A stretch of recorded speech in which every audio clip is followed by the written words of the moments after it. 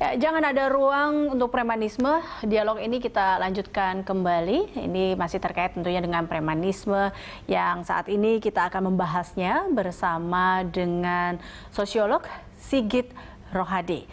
Pak Sigit. Halo. Selamat siang Pak Sigit. Selamat siang Mbak Elisa.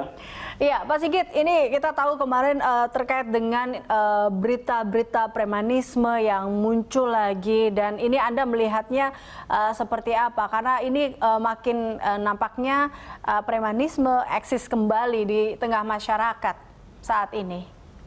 Iya, ini nampaknya memanfaatkan polisi yang konsentrasi untuk mengawal warga supaya taat terhadap aturan protokol COVID-19. Jadi mereka mungkin membaca situasinya polisi lengah atau polisi konsentrasinya tersedot di sana, dan salah satu pemicunya ya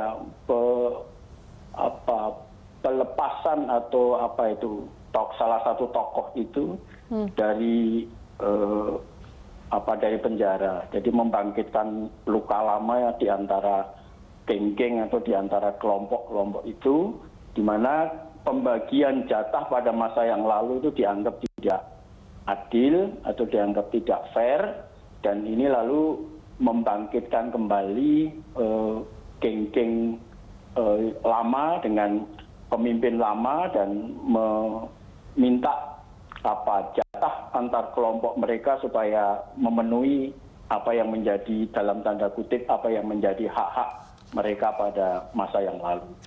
Oke, Pak Sigit, ini juga terkait dengan pemberantasan premanisme ini. Ini juga dikatakan oleh Direktur Reserse Kriminal Umum Polda Metro Jaya, Kombes Tubagus Ade Hidayat, bahwa salah satu yang memang agak sulit atau yang sulit bisa dikatakan sulit diberantas terkait dengan premanisme ini karena salah satunya peran masyarakat yang memang tidak aktif melapor adanya premanisme atau aksi ini di lingkungannya karena takut seperti itu mungkin.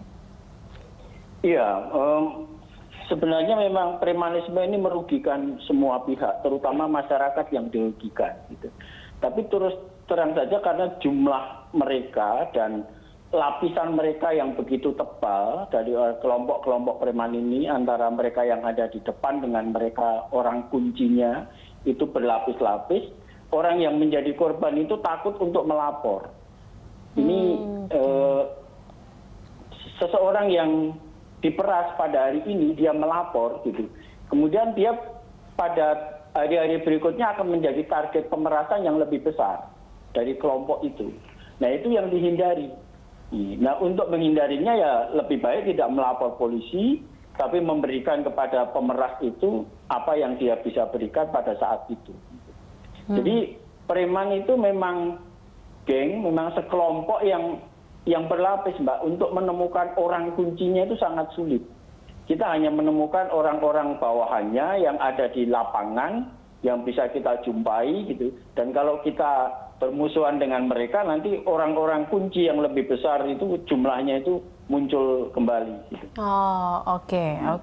Berarti ini juga itu ya, harus ada, ya itu dia, karena ini berlapis berarti juga harus ada kerjasama semua pihak. Salah satunya juga masyarakat di sini diharapkan untuk bekerjasama untuk memberantas ini. Nah, tapi kan yang kita tahu adalah rasa takut masyarakat atau rasa takut kita untuk melapor kepada polisi bahwa ada preman misalnya di lingkungannya, karena adanya mungkin ancaman seperti itu. Nah, ini yang juga dirasakan pastinya di masyarakat. Ini bagaimana agar masyarakat pun teredukasi bahwa mereka sebenarnya aman sebenarnya jika memang mau melapor adanya premanisme.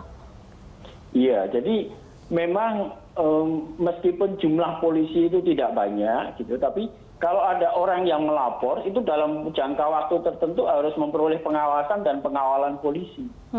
Jadi tapi sepanjang itu tidak ada, mereka tetap berperan sebagai warga negara yang lepas dari kontrol polisi, ya mereka mudah menjadi sasaran berikutnya dan berikutnya.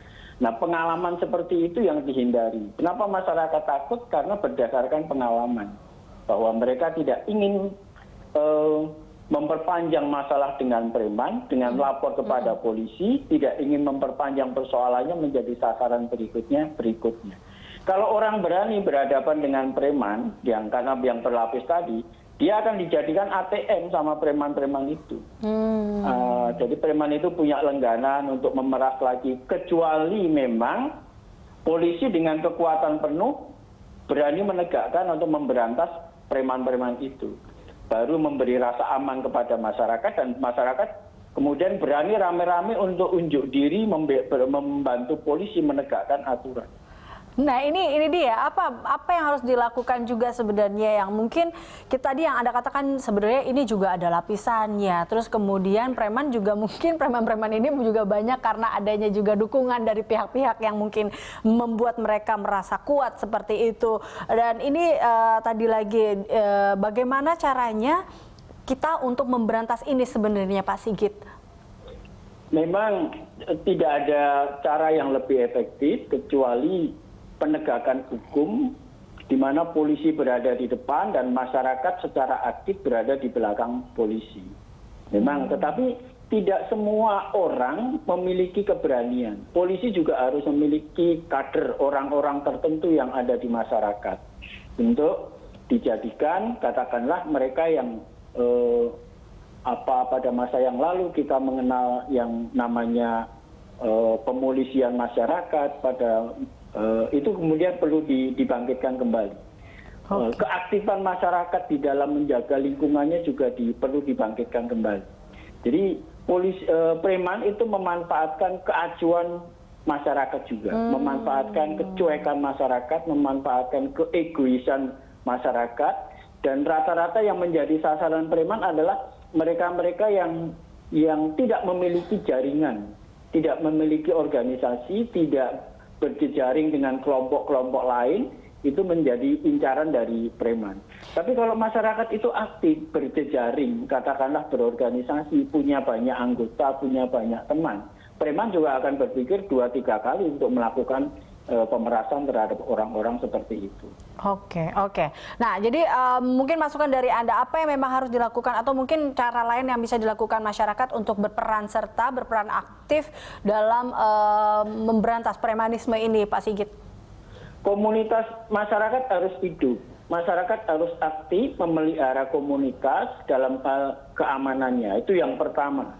Jadi keamanan itu tidak bisa sepenuhnya diserahkan kepada aparat keamanan. Itu tanggung jawab masyarakat sendiri, dia menjaga keamanan. Yang kedua, masyarakat juga harus aktif membangun kelompok-kelompok berjejaring. Kelompok-kelompok itu tidak selalu kelompok-kelompok untuk mencegah kejahatan, tidak, tetapi kelompok-kelompok yang berbasis pada komunitas, apakah itu kelompok ekonomi, kelompok hobi, sepak bola, atau apa saja, itu akan mencegah premanisme masuk ke dalam kelompok itu. Preman itu takut kalau berhadapan dengan orang banyak atau berhadapan dengan masyarakat. Itu saja Mbak Kunci.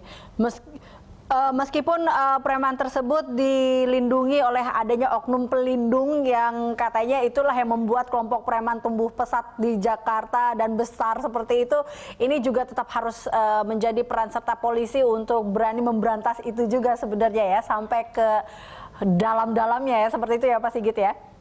Betul. Ya. Oke, baik. Terima kasih Pak Sigit telah bergabung bersama kami dalam Lunch Talk. Terima kasih Mbak.